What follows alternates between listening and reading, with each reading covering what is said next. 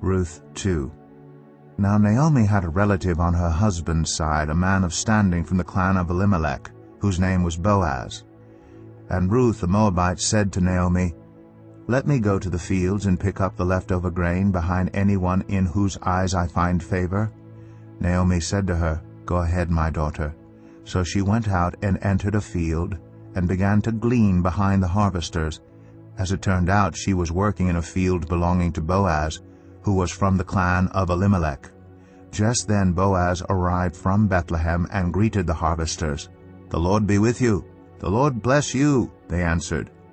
Boaz asked the overseer of his harvesters, "Who does that young woman belong to?" The overseer replied, "She is the Moabite who came back from Moab with Naomi. She said, 'Please let me glean and gather among the sheaves behind the harvesters.' She came into the field and has remained here from morning till now, except for a short rest in the shelter." So Boaz said to Ruth, "My daughter, listen to me. Don't go and glean in another field, and don't go away from here. Stay here with the women who work for me. Watch the field where the men are harvesting and follow along after the women. I have told the men not to lay a hand on you, and whenever you are thirsty, go and get a drink from the water jars the men have filled."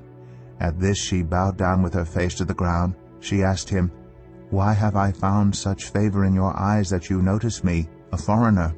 Boaz replied, "I've been told all about what you have done for your mother-in-law since the death of your husband, how you left your father and mother and your homeland and came to live with a people you did not know before. May the Lord repay you for what you have done. May you be richly rewarded by the Lord, the God of Israel, under whose wings you have come to take refuge." "May I continue to find favor in your eyes, my lord," she said. "You have put me at ease by speaking kindly to your servant, though I do not have the standing of one of your servants." At mealtime Boaz said to her, "Come over here, have some bread and dip it in the wine vinegar." When she sat down with the harvesters, he offered her some roasted grain. She ate all she wanted and had some left over. As she got up to glean, Boaz gave orders to his men, "Let her gather among the sheaves, and don't reprimand her. Even pull out some stalks for her from the bundles and leave them for her to pick up, and don't rebuke her." So Ruth gleaned in the field until evening.